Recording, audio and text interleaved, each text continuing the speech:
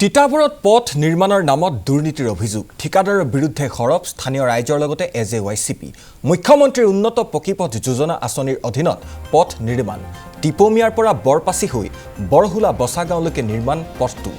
10 kilometre দৈৰ্ঘ্যৰ পথছোৱা নিৰ্মাণৰ বাবে আবণ্টন 12 কোটি টকা ঠিকাদাৰ জীৱন চুতীয়াৰ গাফিলতিৰ বিৰুদ্ধে ক্ষোভ স্থানীয় ৰাইজৰ বিভাগীয় অভিযন্তায়ো ঠিকাদাৰৰ পক্ষ লৈ ৰাইজৰে বাক বিতণ্ডা দুৰ্নীতিগ্ৰস্ত ঠিকাদাৰৰ বিৰুদ্ধে মুখ্যমন্ত্ৰীক ব্যৱস্থা গ্ৰহণৰ আহ্বান এজেৱাইচিপিৰ আৰু তিতাবৰত পথ নিৰ্মাণৰ নামত দুৰ্নীতিৰ অভিযোগ উত্থাপন হৈছে ঠিকাদাৰৰ বিৰুদ্ধে সৰব হৈছে স্থানীয় ৰাইজ আৰু এজেৱাইচিপি মুখ্যমন্ত্ৰীৰ উন্নত পকীপথ যোজনা আঁচনিৰ অধীনত এই পথছোৱা নিৰ্মাণ কৰা হৈছে কিন্তু এই পথছোৱাতে ঠিকাদাৰে গাফিলতি কৰাৰ তথ্য পোহৰলৈ আহিছে ঠিকাদাৰ জীৱন চুতীয়াৰ গাফিলতিৰ বিৰুদ্ধে ক্ষোভ উজাৰিছে স্থানীয় ৰাইজৰ লগতে দল সংগঠনে 2022-23 বৰ্ষৰ আবণ্টন হৈছিল আৰু জীৱন চুতীয়া নামৰ যিজন ঠিকাদাৰ আবণ্টন পাইছিল প্ৰায় আজি তেখেতে এবছৰ কাল নিৰ্মাণ কৰি আছে প্ৰথম যেতিয়া ৰাস্তাটো প্ৰাৰম্ভিক কাম আৰম্ভ হৈছিল আমি তেতিয়াই কিছু বিসংগতি দেখি তিতাবৰ যি লোক নিৰ্মাণ বিভাগ আছে তেখেতলোকক অৱগত কৰিছিল কিন্তু তিতাবৰ লোক নিৰ্মাণ বিভাগৰ যিসকল অভিযন্তাসকলৰ বক্তব্য বা হাস্য আকাশত চাং পতা কথা লগৰ তেখেতলোকে একে ৰাতিৰ ভিতৰতে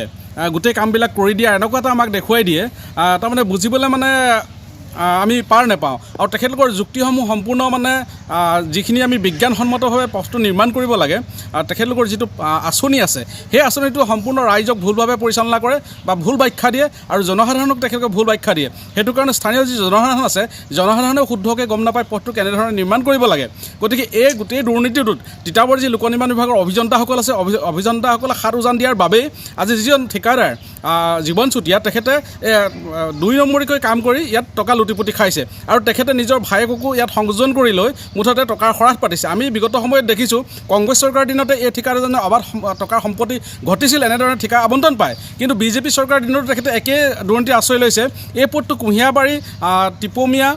মহিমাবাৰী বছা সংযোগ কৰিছে প্ৰায় 12 কোটি টকাতকৈ অধিক জীৱন চুতীয়া বুলি কোৱা যিজন দুৰ্নীতিপৰায়ণ ঠিকাদাৰ তেখেতে বিভিন্ন অঞ্চলত ঠিকা আবণ্টন পোৱাৰ ইয়াৰ ৰহস্য কি নিশ্চয় ইয়াত কোনোবা ৰাজনৈতিক ব্যক্তি দালালি সোমাই লৈ তেখেতক আবণ্টন দি আছে